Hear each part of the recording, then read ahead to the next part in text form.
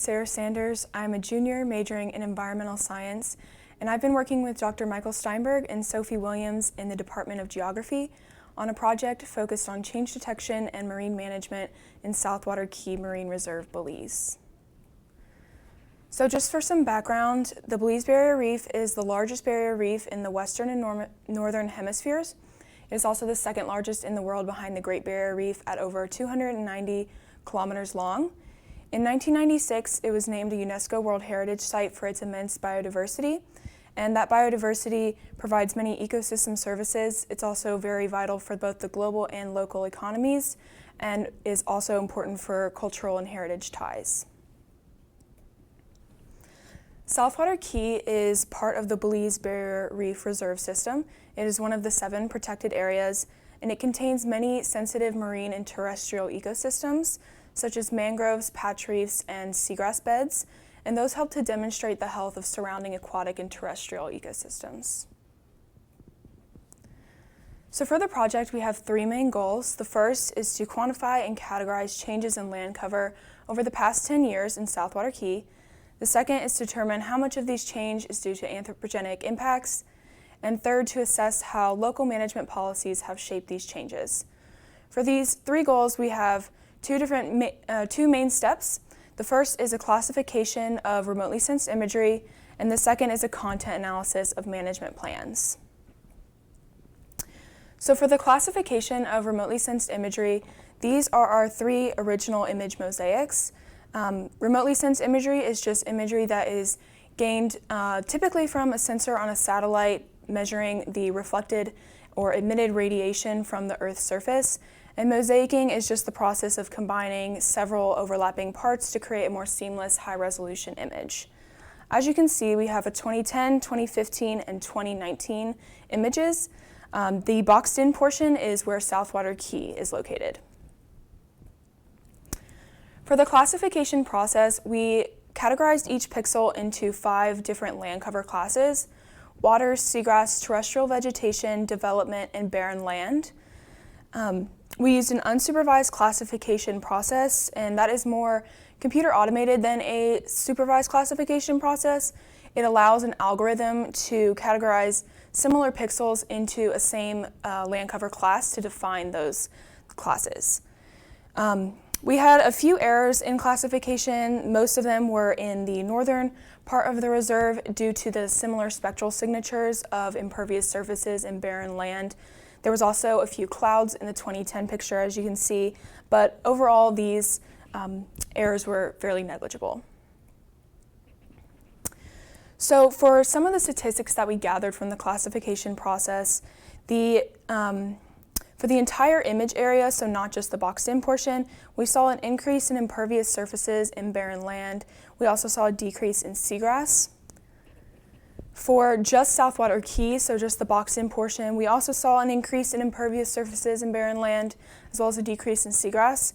So out of both of the entire image and Southwater Key, seagrass was the only class to consistently decrease, and impervious surfaces and barren land were the only classes to consistently increase. Increased impervious surfaces is most likely due to infrastructure expansion and development. This could also cause an increase in barren land, or barren land changes could also be due to natural weather and climate patterns. Decreased seagrass is most likely due to coastal development or a decline in water quality. It could also be due to natural fluctuations. These maps show spatial changes, so every colored pixel indicates the change into that land cover class. As you can see, the majority of the changes are small, but the bigger changes occur in the northern part of the reserve and not in the southern patch reefs. The class with the greatest rate of positive change was impervious surfaces. So for the second portion of the project, we did a content analysis, and we went through various management plans and identified change drivers, and the 2 categories that we had were proximate change drivers and underlying change drivers. So proximate change drivers are more direct. That would be like a clearing of a habitat for development, whereas underlying change drivers are more deeper rooted impacts like cultural beliefs or policy. So out of all of the change drivers, the ones that were due to human impacts, out of all of those, the top change drivers were policy and institutional factors, infrastructure extension, and resource extraction. Infrastructure extension includes everything from transportation to market infrastructure, as well as dredging. Resource extraction, the primary focus in these management plans was fishing and fishing pressure, and that includes both legal and illegal practices.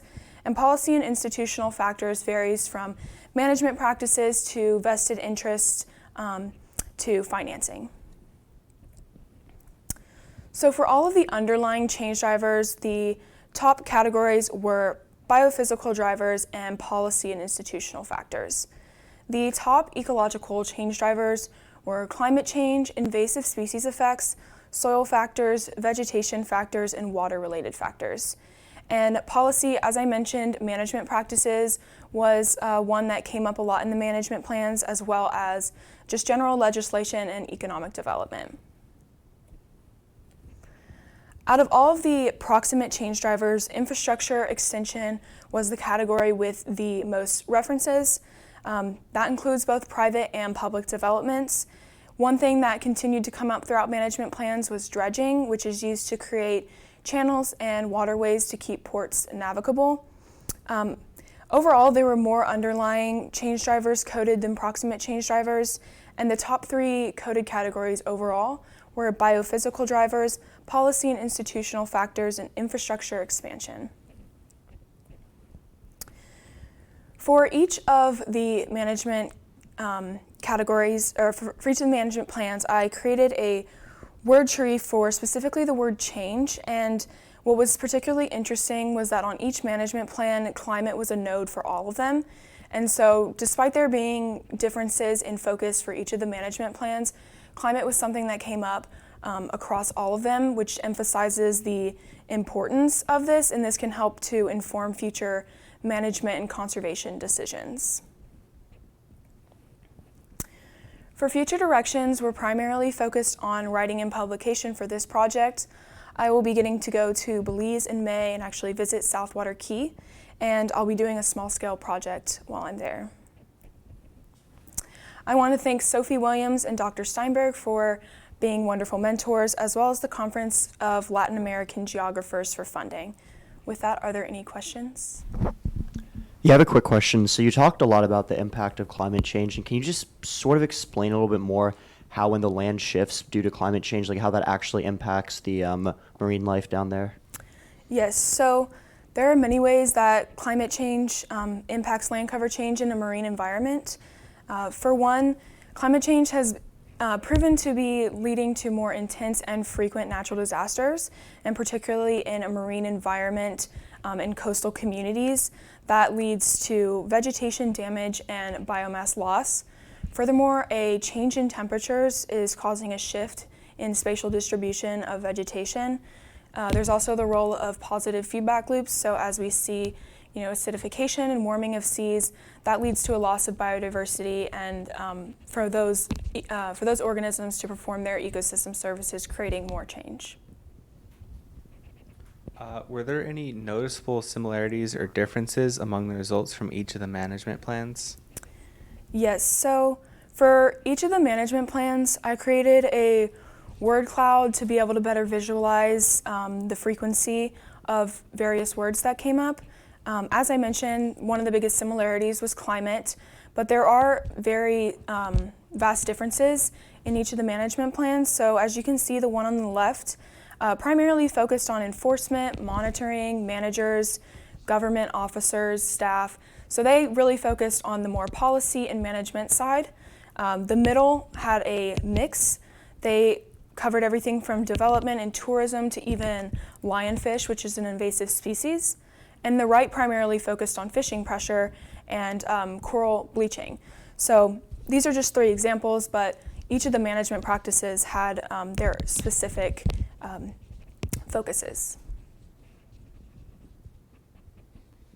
How did you deal with errors like distortion in your images?